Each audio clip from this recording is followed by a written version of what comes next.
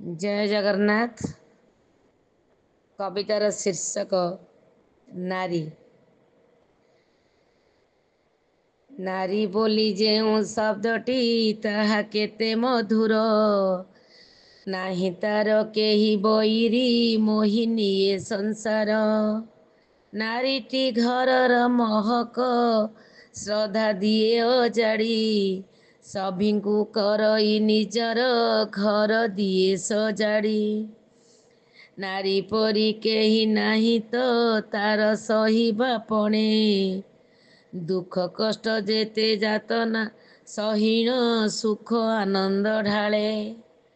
ନାରୀ ଅଟେ ଘର ସିରିଟି, ଲକ୍ଷ୍ମୀ ସେ ସରସ୍ୱତୀ, ତାର ବିନା ଘର ଅନ୍ଧାର ଥାଇ ଆଲୋକବତୀ।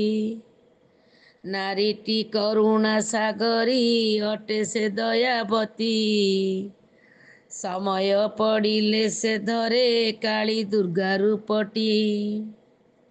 କେତେ ରୂପ ଅଟେ ତାହାର ଜାୟା ଭଗିନୀ ମା, ସବୁ ଗୁଣେ ସିଏ ପୂଜିତ ନାହିଁ ତାର ଉପମା।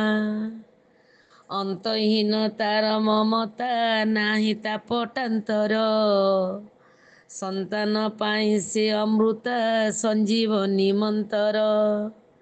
ନାରୀ ବିନା ଘରେ ଶୂନ୍ୟତା, ଘରେ ନଥାଏ ଶାନ୍ତି, ତାର ପାଦେ ସବୁ ଚଞ୍ଚଳ ତାରା ଫୁଲ ଫୁଟନ୍ତି। ନାରୀ ଥିବା ଘର ସରଗ ଅଟେ ବୈକୁଣ୍ଠ ପୁରୀ, ନାରୀ ଲୁହେ ସେହି ଘରଟି ଅଟେ ନରକ ପୁରୀ।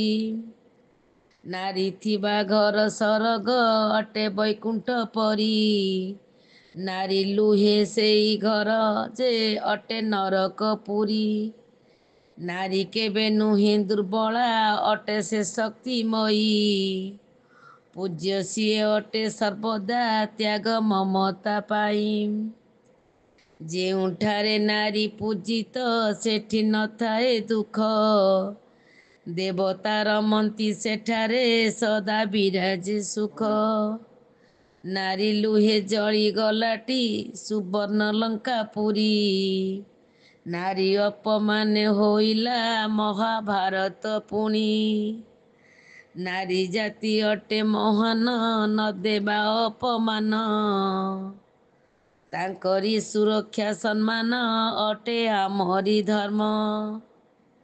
ନାରୀ ଜାତି ଅଟେ ମହାନ ନ ଦେବା ଅପମାନ, ତାଙ୍କରି ସୁରକ୍ଷା ସମ୍ମାନ ଅଟେ ଆମରି ଧର୍ମ। ଅଟେ ଆମରି ଧର୍ମ, ଅଟେ ଆମରି ଧର୍ମ। ଧନ୍ୟବାଦ।